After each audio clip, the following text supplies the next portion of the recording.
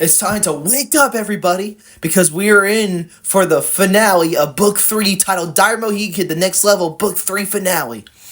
Anyways, let's continue on. No more like, comment, subscribe. And let's stop the cussing. My father's dark side agenda begins now. Also beginning Act 4's final round. Chapter 15, My Untwisted Father. Dad's word hasn't begun crappy at first sight, till a while later into upcoming weeks prior to Dad's lies going above my will. Dad before came walking out of the airplane from wherever, and Rick Pearson caught Dad right where he wanted him. That cold December night before Christmas, Rick Pearson got me and my father some Maud's pizza, till tasting Maud's true purpose of mostly dog crap piled on top of all living things. Eating Maud's pizza tasted disgusting. Hanging inside the hotel, Dad introduced more about himself personally. After explaining that night about my mother's true agenda, Mom made me choose her between Dad, and never knowing such a terrible choice I would make for myself while on dark pathways, Dad won. The court gave custody to Dad, and a few later, I messed up. It's cool. A few hours later, after me and Dad came rushing or crashing through Target, the final extremely emotional moment was coming soon. As heading inside Child Protective Services one last time, Mom sat down inside CPS's visitation room, along with the rest of my family members. Jace threw tears all of a sudden, but saving a brother's togetherness never felt awful as knowing this may have really felt like it began as a final countdown, no cap. In fact, when Uncle Ryan showed up, he looked heartbroken nevertheless. What still gets sad when it break loose, especially sacrificing a huge risky decision. I'm always guilty as crap to this day. Uncle Ryan, while saving Mom from Guam many years ago and saving my little brother, Jeremiah Diaz, Ryan's broken loose over drinking too much liquor. Ryan's begin of stages of dying may come soon. I just hope he's better than before, praying Uncle Ryan would never risk that towards me. It tortures me. Dad and me afterwards reunited and the early morning began, letting rush hour take full course. It still was something like 5 o'clock a.m., but my father made that airplane just on time, so going high above clouds to Los Angeles, California was majorly crazy. Crazy. To make a long story short, Dad and me luckily got in around safely. Nothing safely would have outdid herself. Am I not right? Not. Big plot was being. Mom only stole Dad's money because my father's a complete psychopath. So one day while reading a borrowed library book, I asked Dad to see if he was okay, but Dad threatened me. Dad isn't immortal, yet he was capable of keeping closed doors shut. My father told me to come eat at his kitchen table, and I don't know exactly what upset Dad so much, but he sent myself into my room. I yelled at my father that he can't keep doing this to me forever, and Dad said, "You know what? You know what?" Dad tried taking my own consent, stating, "I'll whoop your butt with this belt while I smile and let it bleed for a week."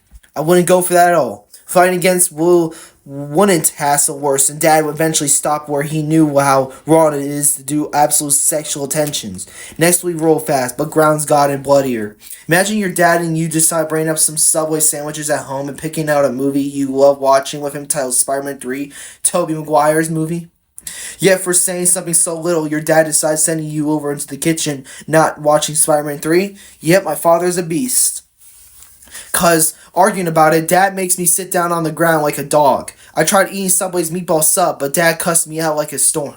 He even screamed and spit it in my face too. 3 or 4 seconds later, Dad smashed that meatball sub across my face and I threw his glass cup, smacked onto the full grounded floor, shattered where Dad can't come near me. My father eventually grabbed myself into a headlock and totally gives myself a deep forehead cutted from my dad, shoving me into that four-sided broken glass plate. Gushing blood started spearing all over my dad's kitchen because after that traumatizing night happened, walking back to school got kids questioning, including some cute girls as well. Me and my father weren't enoughly even. One day CPS came over and I tried snitching to them about what Dad is up to right now, but Dad totally interrupted and he literally played it cool. I could not believe Dad suddenly just lied. I immediately smashed his lame old picture frame, but CPS checked myself outwards. Eventually, after CPS left, and Dad and me argued over stupid food choices, ending in total despair, and I do believe that's when Dad tried calling those sheriffs on me. The sheriffs. Dad thought he can keep on winning. I totally tried fighting that fag.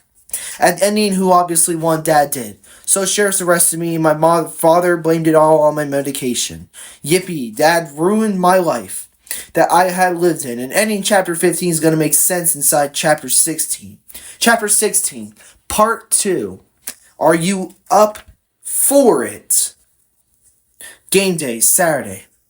Waking up in morning's foggy sunrise wasn't destined for greatness, so us Mustangs had breakfast and Miss Mac couldn't come to our softball tournament, but instead we went by what Miss Thomas said, which I ain't gonna lie, she was bad as heck. Loading the back of the white van began going smoothly until those bucks almost stole our van 15 to 10 minutes later. Yet really, I knew they were going about to do that. We gave a reality check, giving out hand gestures while the Buccaneers looked outside looking kind of roasted as frick. But knowing whoever will stand a chance in whichever team beats them Bucks may not win Coach Wilson's tall trophy honestly. Softball had us moving heavy cookouts boxes. My bad if I stuttered. The kitchens made its happen too. Sometimes I kind of wish we gave slack. Otherwise, we Mustangs may have still been standing besides dodgeball. Once the Cavaliers went against the Spartans, Alex came up towards becoming a batter, and I kind of felt like that after Alex became a total Cavalier. He's willing to make things right by playing softball, even if he's our ex-Mustang peer. Alex obviously soared away, while the Spartans didn't hesitate. Orlando as a graphics and Spartans top MVP fell backwards, whichever rarely happens. I hate sitting on uncomfortable bleachers outdoors, still wanting number 2 over with being sweatier than latest swollen up botherness.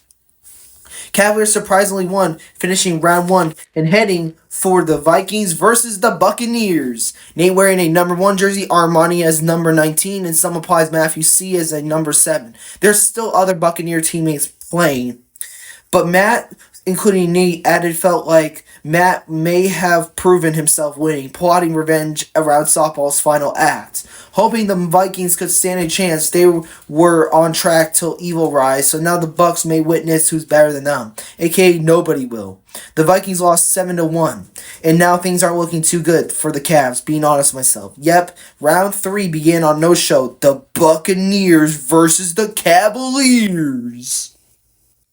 Matt was ready. He even knew right after our group leader, Miss Matt, got rid of him, he may have plotted something that can outrun Matthew C., a whole group of bad members just like himself. I thought maybe Matt wanted to forget how he was kicked out of the Mustangs group, but heck nah.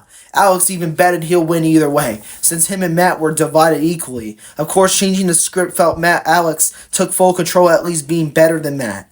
Either one or other direction takes Alex keeping his dreams of becoming an awesome member towards Mohican Youngsters Academy's softball memories. Alex always thought life got difficult inside the Mustangs group. Now he chances where he deservedly belongs. This is my field, and I'm not taking it for the only good. I'm taking it for myself indeed, instead of Matthew Klein trying to take over that position head to head. Me versus you, I bet you I'll win. Because that's how he was thinking in that moment.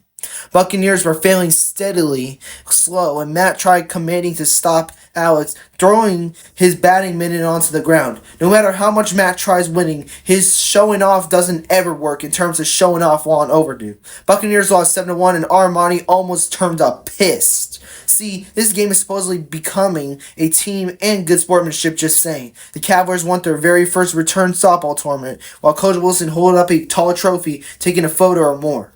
After softball, us Mustangs sat down watching a movie inside Mohican's theater called Men in Black. Although I didn't have any privileges and only ate nacho cheddar flavored popcorn, including drinking a cold water bottle, I'm kind of 17 years old who don't need extra reminders before calling up group. Anyways, life's been pretty chill, besides the Mustangs arguing almost 24/7. But hey, I've learned what change really means, and it's about to change yourself differently. Chris is almost beginning action phase soon. Jonathan happens graduating sooner, and Skylar, he's a grad phase too, but he'll still need a bit of work later on.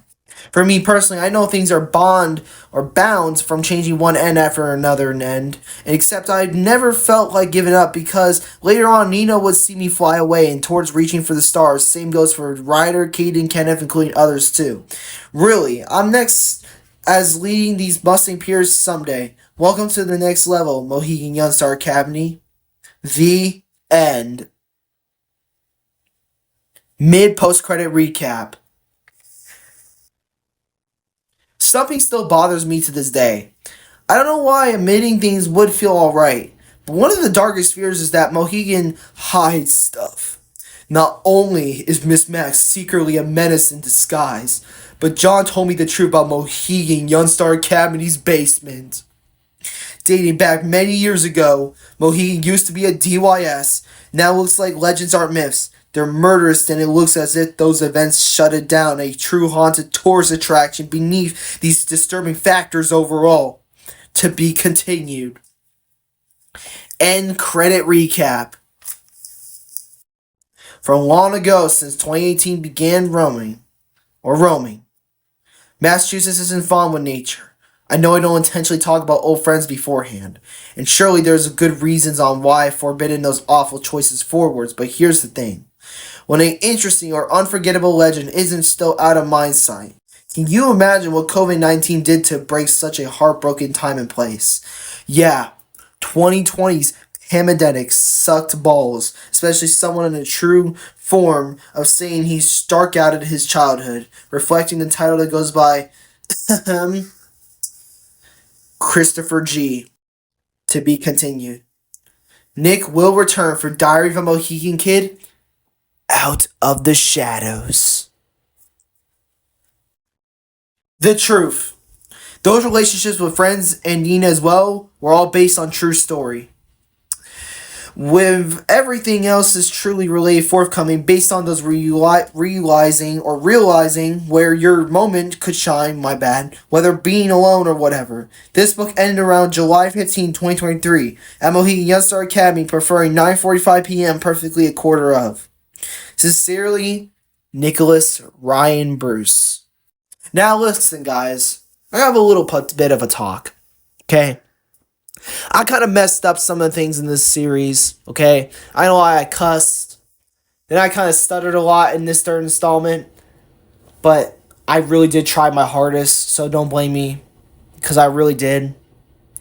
And I don't think it's possible for me to continue on to say that, it's kind of crazy to stutter like that, Nick, because in the comments you're probably going to be like, well, Nick, you don't got to be so hard on yourself. But really, I am, because I'm trying my hardest to be the best I can be sometimes. And I know I shouldn't think that way, but see, there's a lot of things I have to overcome and the challenges I have to proceed.